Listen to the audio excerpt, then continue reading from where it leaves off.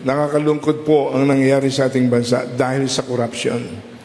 Kaya sabi ko kay Joel, sundin mo ang konsyensya mo. May sinabi po siya na around 90% daw po ng members ng House of Representatives are corrupt. Magandang gabi po sa ating lahat. At heto po, no, gawa tayo ng reaction video patungkol po dito sa panibagong issue kay Attorney Falsis. Itong baklang Falsis na ito. Okay? Kasi po, itong si Attorney Falsis ay medyo nasuspended siya for 1 year bilang isang lawyer. Kasi alam naman po natin, ang mga lawyers po, meron po silang tinatawag na Code of Ethics o Code of Conduct nila, no? Na meron po silang mga bawal na yung mga masasamang pananalita in public. Pero whatever the decision of the court, no, na bakit siya sinuspindi bilang lawyer, ay yan po ang ating gawa ng reaksyon ngayon. At sa tingin natin ay deserve ni baklang Falsis na masuspended siya. Kung ano pa nga mas mabuti nga na nasuspended ito. Kung tutuusin madisbar na sana itong bakla na ito . Kasi imagine that one is lawyer ka pero the way ka mananalita para kang bakla pa rin na nandoon sa kalye. Di ba? Pero, I mean, lawyer ka, dapat prim and proper po ang iyong pananalita. Hindi yung binabaklaan nyo pa rin yung media yung social media, di ba? Babasahin natin mamaya ano po ang dahilan kung bakit siya na suspended for 1 year. Okay, mamaya. Pag-usapan rin natin itong press conference ni Congressman Luistro at ni Congressman Adjong patungkol po dito sa atat na sila dito sa impeachment trial ni VP Sara. Dismayado sila ngayon kasi po hindi pa nga nagsisimula. Tapos wala pang clear na kung sino ang liderato sa Senado kasi alam naman po natin na itong mga Gatchalian Black igahaman sa kapangyarihan, ginugulo nila ang liderato ni SP Alan Cayetano. Mamaya pag-usapan natin rin yan kasi po may panibago pong statement itong tatay ni Senator Joel Villanueva na alam naman po natin itong si Senator Joel ay medyo issue ito ngayon, controversial ito ngayon. Kung si Senator Joel ba ay susundin ba niya ang kanyang prinsipyo o doon na lang, tumawid na lang sa ibang bakod para safe siya. Pero dahil dyan, ako medyo nadidismaya ako kaunti dito kay Senator Joel. Ngayon naman, pakinggan natin ang kanyang tatay. Kasi may mensahe po ang kanyang tatay. Itong si Brother Eddie Villanueva. May mensahe po. Alamin natin yan mamaya kung ano pong sinabi ni Brother Eddie Villanueva patungkol pa Senator Joel. Okay? Kasi dalawa lang yan makukulong ka kagaya ni Jinggoy o tumawid ka na lang sa ibang bakod para safe ka. Dalawa lang yan. Pero bago ang lahat guys, wala muna tayong batian ngayon Paki-like muna at saka paki-share sa mga nanonood ngayon para kakalat ito sa taong bayan. Sa mga hindi pa nakasubscribe sa Don Mar TV, mag-subscribe na po kayo. Kasi libre lang po ang subscription sa YouTube. Walang bayad yan, okay? Updated pa kayo dito sa ating mga maiinit na balita, okay? Heto, unahin muna natin itong issue dito kay Attorney Falsis. Bakit nga ba na-suspended itong baklang Falsis na ito? Alamin natin yan, ha? Kasi po, nakakahiya po. Talagang nakakahiya, ha? Ang isang lawyer na masususpende o madisbar, nakakahiya yan. Kasi ilang taon kayong nag-aral sa pagiging lawyer, alam ninyo ang inyong code of conduct, code of ethics ninyo. Alam ninyo yan. Kasi kung hindi mo alam yung code of ethics mo at code of conduct mo, how much more dito sa mga batas natin? 'Di ba? So dapat disiplinahin kayo. Kasi kung wala kayong sa Bisaya pa yan, kung wala mo'y batasan, hindi kayo karapat-dapat maging lawyer. Kung walang hiya ka, walang hiya naman talaga itong si Falsis eh. Kung walang hiya ka, hindi ka karapat-dapat maging lawyer. Alamin natin bakit siya nasuspende. Ito yung, nakita ko lang itong post na ito, which is kanina, marami na kasi akong nakitang mga post na nasuspende itong si Attorney Falsis. Dito ko talaga na-prove na totoo talaga, no? Ito po yung post ni Attorney Alman Najar Namia. I think ito, attorney rin ito. Sabi niya dito sa post niya, lawyers must remain accountable for both their words and their actions. Correct. Kapag lawyer ka, hindi ka na bakla mananalita, di ba? Siya bakla pa rin eh. Attorney Jesus Falses has acknowledged the decision of the Supreme Court suspending him from the practice of law for 1 year. Nasuspende nga siya. Pero in fairness to Attorney Falses, inaccept niya ang desisyon ng Supreme Court. Okay?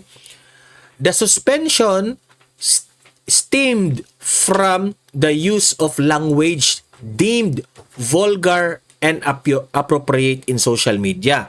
So gumawa po ito ng mga vulgar at inappropriate mga post itong si Attorney Falsis. Okay? Which is, alam niya yan na bawal yan sa kanilang code of conduct, code of ethics. Okay? Kasi sa social media social media post made in defense of his sibling in connection with a complaint filed by Chris Aquino. Okay? Bigatin itong niya tinitira niya. Ewan ko lang kung anong hindi ko na ma-trace kung anong post ito, basta lumabag siya sa batas. Okay? Sa pagiging lawyer. Ito yung sabi niya ni Attorney Falsis. If being suspended is the price I have to pay for defending my family, then it is a price I will pay in any lifetime, Falses said in a statement. Inaccept niya na nagkamali siya, dapat disiplinahin siya ng Supreme Court, pero nandamay pa siya. Okay na sana Okay na sana na inaccept niya yung desisyon ng Supreme Court, pero nandamay siya. Halatang halata na bakla talaga. Yung kasalanan mo, huwag kang mandamay. Tingnan nyo anong sinabi niya dito. The lawyer also made apparent references to recent public discussion involving alleged profanities and threats uttered by Vice President Sara Duterte. Nandamay na naman siya sa mga Duterte. Kasi raw, sa madaling salita, i-explain ko ito in layman's term, okay? Dahil bastos siya napakabakla, dapat raw suspindihin rin itong mga Duterte kasi bastos rin daw. Ikaw lang ang bastos, hindi ang mga Duterte. Ang mga Duterte, yung mga pananalita nila, prangka yan. Ano yan? Nakabase yan sa mga batas. Okay? At kung natatamaan ka sa mga sinasabi ng mga Duterte, masakit talaga yan.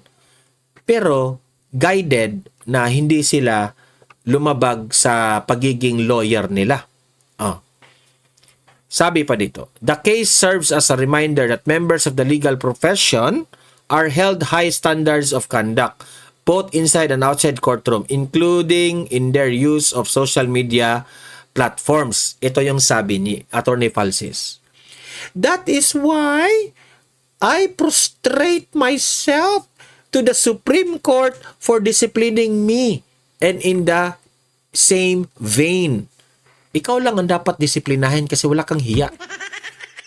I beg the Honorable Court to resolve the pending disbarment cases of former President Rodrigo Roa Duterte and Vice President Inday Sara Duterte to show that indeed. Sumang-ayon siya sa desisyon ng Supreme Court, pero sana raw ganun rin si Tatay Digong at si si VP Sara. Nandamay siya. Huwag mong ihalin tulad ang sarili mo kay VP Sara at ni Tatay Digong kasi ikaw bastos ka. Si Tatay Digong at si VP Sara may prinsipyo. Bago sila magalit, may prinsipyo. Bago sila mag-post sa social media, naaayon yan sa Code of Ethics and Code of Conduct sa pagiging lawyer nila. Sabi pa niya dito, no one is above the law. Dinamay mo pa yung above the law mong bakla ka. Accountability should apply to all, big or small. Yes. Tama ka dito. Accountability should be applied big or small.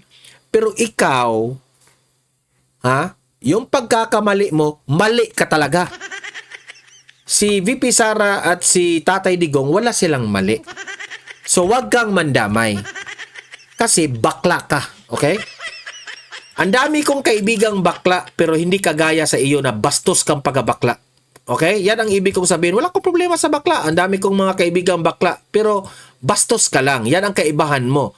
So, wag mong idamay si Tatay Digong sa kabaklaan mo. Okay? Sa kawalang hiyaan mong pagkabakla mo. Okay? Wag kang mandamay.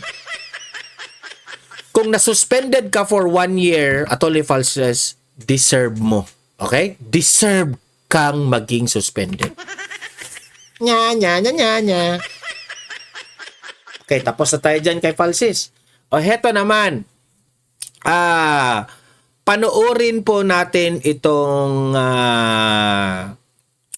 mensahe ni Joel, Brother Eddie Villanueva. Okay? Ito yung tatay ni Senator Joel. Okay? Ito yung mensahe kay Brother Eddie. Kasi po, nahaharap po ngayon si Senator Joel sa dalawang desisyon. It's either bumaliktad siya sa Gatchalian Black or sundin niya ang kanyang prinsipyo pero makukulong siya. Kasi tinatakot siya ngayon eh. Usap-usapan, di umanong tinatakot siya. Ngayon, nagsalita na ang kanyang tatay. Heto po yung mensahe ng kanyang tatay. Nakakalungkot po ang nangyayari sa ating bansa dahil sa corruption. Kaya sabi ko kay Joel, sundin mo ang konsyensya mo. Kung ano ang perfect will ng Diyos, yun ang sundin mo. Huwag yung mga politikong kaibigan mo, mga kasamahan mo, magdesisyon ka, hindi kung anong gusto ng tao sa politika, sundin mo kung anong gusto ng Diyos sa buhay mo at iyon ang dapat manaig. Nakakalungkot po. So, ako una, sabi ni ng tatay niya, sundin mo ang konsensya mo. Ano ba ang konsensya? Di ba dati sinabi ni Senator Joel na siya yung pinakaunang senador na galit dito sa flood control na mga korupsyon, flood control, pagnanakaw ng pera ng taong bayan. Okay? Galit siya. Okay? Galit siya dyan. Siya ang pinakaunang maingay na senador. Okay, so yun po ha.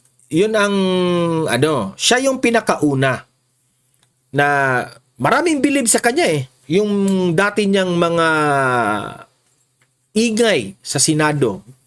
Talagang naririnig natin, no? Ang daming gumagawa ng shorts doon, ang gabing yung sa shorts ba sa YouTube, tapos reels sa Facebook. Oh, yan. Daming gumagawa. Talagang nakakabilib si Senator Joel dahil talagang maingay siya sa flood control na hindi niya nagugustuhan ang korupsyon. Ngayon, sinabi ng tatay niya, sundin mo ang konsensya mo. Ano ba yung konsensya? Kasi po, ang ibig sabihin ng kanyang tatay ngayon, it's either magdidesisyon ka na wag kang, kasi di umano tinatakot siya ngayon na kapag kumakampi ka sa administrasyon, safe ka, hindi ka majijinggoy Estrada. Pero kung patuloy ka na maging Cayetano Black at ipaglaban mo ang flood control scandal, no, na investigasyon, talagang yan ang konsensya. Yan ang ibig sabihin ng tatay niya. Sa totoo lang, mas mabuti ngang nagsabi itong si Brother Eddie Villanueva Kasi po, believe ako sa statement niya na parang pinapayuhan niya pa ang kanyang anak na sumunod ka sa prinsipyo mo. Which is tama naman. Di ba?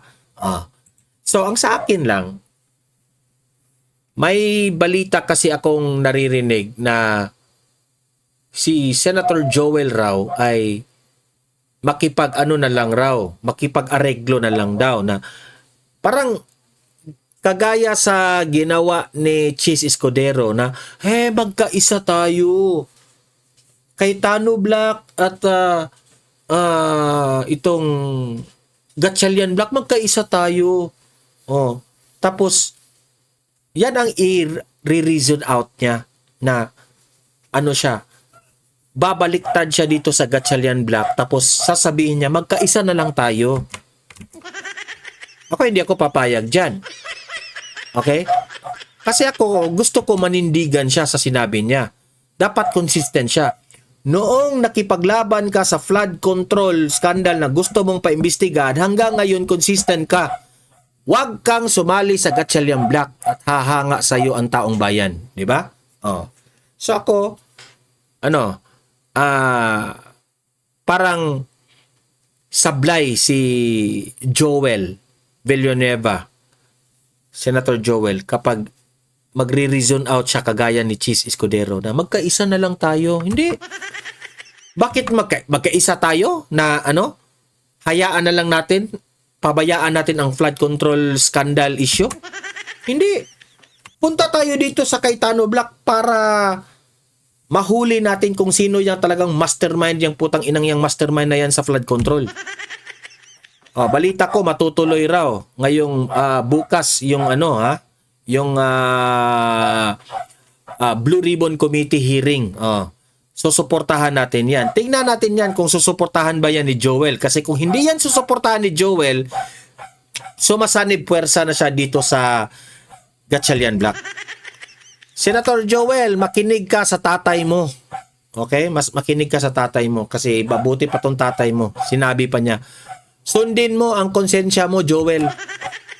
Sundin mo ang konsensya mo. Mahiya ka sa taong bayan. Kung sinabi mo noon na galit ka sa flood control, sabihin mo rin ngayon, galit ka pa rin sa flood control kaya ayaw mong makipagsanib puwersa sa Gatchalian Black. Wag mong sabihin na magkaisa na lang tayo. Eto, tapos na tayo dyan, ha? Punta naman tayo dito sa mga atat na mga atat na mga congressman na ma-impeach si BP Sara. Nagpa-presscon na naman sila. Araw-arawin na lang nila. Magpa-presscon. Araw-araw na lang sila. Alam nyo, sa totoo lang, no, na nakakaumay na kayo. Yung mukha ni Luis Ro, nakakaumay na. Pati mga media na umay ng pag-interview sa'yo, pabalik-balik na lang yung mga tanong at sagot. Hindi na makahintay sa impeachment trial. Ito, panoorin ninyo, pakinggan ninyo. Doon po ba sa motion din po na isusumiti po ng House Prosecution Panel, may anything about the issue on Senate leadership? Because I believe po, any motion, for example, to resolve kung sino ang presiding officer, Because sabi niyo po, Kong Jervil, kung kayo po yung tatanungin, mas dapat pong magkaroon na ng duly elected Senate President, pero wala po kasing session ngayon, so hindi makakapag-elect ng Senate President. You were watching my interview. For the record, the House of Representatives already recognized the leadership of acting SP Win Gatchalian. Oh, siyempre. Kasi halik rin kayo sa Malacanang. Nire-recognize na raw nila yung Win Gatchalian, Black.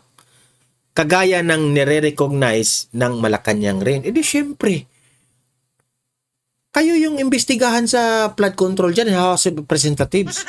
E di siyempre, kakampihan niyo yung mga Gatchalian Black na ayaw doon sa Blue Ribbon Committee na madadama yung House of Representatives. Yung mga isa ka doon nabanggit, correct me if I'm wrong, if isa siya sa mga nabanggit sa mga 18 ex-Marines. Di ba? So, syempre, mag-Win Gatchalian ka, mag-recognize ka. Gaga. As a matter of fact, we articulated already that we will be appearing before the impeachment court initiated by acting SP Win Gatchalian, who nowadays is the one signing the notices in his capacity as presiding officer, no? I expressed that concern because Lilinawin natin ang buong sambayan ng Pilipino, especially itong mga majority of the Filipino people, mas nire-recognize ng majority of the Filipino people ang Senate presidency ni Senator Alan Peter Cayetano. Okay? Hindi po Gatchalian Black. Ang nagre-recognize lang ng Gatchalian Black ay itong si mga House of Representatives at ang Malacanang at mga ahensya ng gobyerno. Sila lamang. Pero ang taong bayan, Senate President Cayetano pa rin. I understand that impeachment is a very sensitive matter. Why sensitive? You know what happened to the first impeachment back in the 19th Congress? We are of the humble position that we complied strictly the requirements for the second mode of filing an impeachment complaint and for transmitting the same to the Senate, no? That has been the general stand of the House of Representatives. But nonetheless, you know that later on, it was declared unconstitutional by the Honorable Supreme Court, no? Regardless of our strong position. So, with that in mind, Regardless of your strong position na bias kayo. Kasi takot kayong mapresidente si VP Sara. Kaya impeach na lang ng impeach. Huwag nang magtrabaho. Impeachment na lang ang atupagi ninyo. it is really my concern that I hope magkaroon na ng duly elected Senate President. If it is acting SP Win Gatchalian, well, we will welcome that. If it will be someone else, we will welcome that because that is the judgment and prerogative of the members of the Senate. The reason is we are apprehensive that we might encounter another constitutional issue because we will be starting the trial and there is no duly elected Senate President. That is, of course, while we recognize the leadership of elected Senate President pro tempore and acting Senate President Win Gatchalian. Sana ma-address na yon para wala nang apprehension ng House about another possible constitutional issue to be raised in the Supreme Court. Just in addition to that, I think it's not only the integrity of the Senate that we're talking here. It's also for the purpose of providing clarity to the people. Because in the coming days, once the actual trial begins, we anticipate that there's going to be a huge investment in terms of the people watching the impeachment trial. So for clarity and for purpose of having a Senate without a leadership battle, it's it's our utmost understanding and plea, and if we can appeal, that the Senate would have a legitimate, uncontested leader for the purpose of clarity of the public. Clarification lang po, sorry. So, ayaw nyo pong mag-start ang impeachment trial unless ma-resolve yung issue sa Senate leadership? That is just an expression of our apprehension. But we submit, of course, to the jurisdiction of the impeachment court under the current leadership, no? Kung meron silang notices for hearing na, we will appear. That is just an expression of our apprehension that it will be best na magkaroon muna ng duly elected Senate President before we proceed to trial. No, I have no intention of formalizing that concern.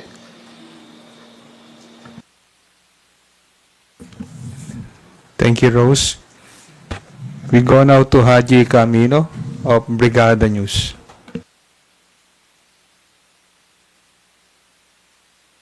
Hi, Kongs. Good morning po. Follow up lang po dun sa plan na or sa call na magkaroon ng translation sa iba't ibang dialect. Paano po ito gagawin? Is it through the communities po ba? It will be held sa mga communities or sa mainstream media? Paano po ba yung magiging execution po nan? I think that's an ongoing discussion that we're having with the comms team. Kasi what we intend to provide to the public is the widest information, easy to understand for the public, for our public, no. Kasi tama pa yung sinabi ni Chairperson Jinky na in the coming days, once the impeachment trial begins, the audience will be we will be hearing technical legal terms that are not necessarily quite understandable, easily to understand by the public. So those are the things that we also want to explore. Ang intention po talaga natin dito is mabigyang serbisyo ang ating mga kababayan na maintindihan nila ang pinag-uusapan sa impeachment trial dahil matagal na po ito pinag-uusapan at deserve po nila malaman ng katotohanan. At gaano po kayo ka-confident kong na through these means or kumbaga way of communicating to the public, paano po siya makakatulong not just to secure conviction of course, but para po mas maipabatid sa taong bayan po yung kahalagahan ng impeachment process? Well, una-una para sa kanila ito kasi ang nagsasalita po dito ay ang ating konstitusyon. Ang konstitusyon, sinasabi naman po na parati po natin sinasabi na ang impeachment trial ay this is a constitutional duty given to the House to initiate and then for the Senate to try and decide. Nandun na po tayo dun sa posisyon kung saan ang Senado ay pag-uusapan in an open trial kung ano po yung mga allegations against the Vice President. Isa po ito, remember, this is going to be the first time that the sitting Vice President will be tried in an open court and then impeached. Ang reason nila, constitutional duty raw nila. Constitutional duty para kaya na pinapa-impeach nila. Huwag niyong idamay yung constitutional duty. Yung constitutional duty, dinamay nyo lang yan sa gusto nyong mangyaring political interest ninyo. Ha? Kasi alam ninyo pinopolitika ninyo, gusto nyong matanggal si VP Sara kasi takot kayong maging presidente ito sa 2028. Halata yan namin sa taong bayan. Kaya wag kang palusot na gagamitin mo pa yung constitutional duty. Pwe sa'yo. Impeachment Court. First time po ito. So this will also set the precedents in the coming years. Paano po ang ating mga kababayan, hindi lang makita nila kung ano yung actual na trial, pero kung ano yung mga pinag-uusapan na naayon doon sa spelled out ng Constitution na mga violations na constituting an impeachable offense. So, para po maintindihan ng ating mga kababayan, as a form of educating also our public. No, wag mo kaming i-educate ng mali. Mas na-educate kami sa defense team ni VP Sara kontra sa inyo. Not only to provide them the services via informing them accurate information that would be easily understood by them, but it was also also educating them and what are the allegations and what are the possible violations that would constitute. Oh, yung mga possible violations, mga walang ebidensya. Na accusation, allegation na walang ebidensya. Wag kami, alam namin. An impeachable offense for the appreciation of the coming generations. To Kong Jinky and Kong Bell, paano po kung halimbawang questionin ng defense team yung pagkakaroon po ng bagong ebidensya ng mga witnesses po natin? Baka, kumbaga, technicalin po nila na wala naman daw po sa House Committee on Justice hearings po yon, kaya naman sa articles of impeachment. Well, we have said on many occasions that the evidence that we will be presenting are all either those that were in the articles, those that were presented during the Committee on Justice hearings, and all other relevant evidence that is in fact stated in the rules of the House of Representatives on impeachment proceedings. So everything will be relevant, everything will be related to the allegations or the articles of impeachment. Now, we have our pre-trial brief that we will be submitting today. Nakalagay naman po lahat dyan, except those that will be made under a reservation that we will make. But there will be at least a general description of all of the evidence that we will present. So, we follow the general rule that there will be no surprise witnesses or surprise evidence. We will lay out in our pretrial brief all of the evidence that we will present or those with reservations that we are allowed to make. Pero lahat ng mga ebidensya ninyo, mga hearsay lang eh. Hearsay lang ebidensya nila eh. Anyway. Opo. Maliwanag ang nakasaad sa ating konstitusyon.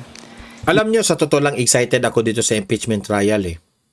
Kasi alam kong mapapahiya sila dito pagdating sa defense team eh. The House of Representatives has exclusive power to initiate all impeachment cases.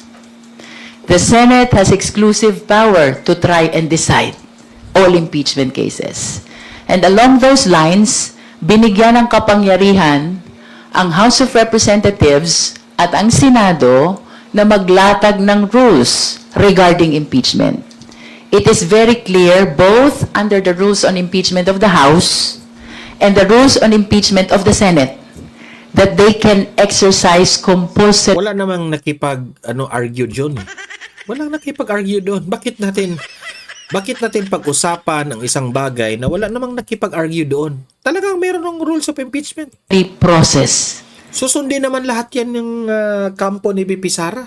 This pertains to the issuance of subpoena ad testificandum to compel witnesses to appear before the impeachment court and subpoena duces tecum. That is for the production of documents. So regardless of the fact that the evidences were produced only during the trial, the position is that is very much sanctioned by the Constitution. The purpose of this compulsory process is to aid the Senate during the trial. The same way that the purpose of compulsory process in the Justice Committee is to aid the committee in determining the existence or non-existence of probable cause. It is therefore very much legal, lawful, valid for both the House and the Senate to exercise this compulsory process for the production of documents and for compelling witnesses even when this evidence were not part of the impeachment complaint or the articles of impeachment. Okay, last question na lang po. Sorry, sisingit ko lang po itong topic na to.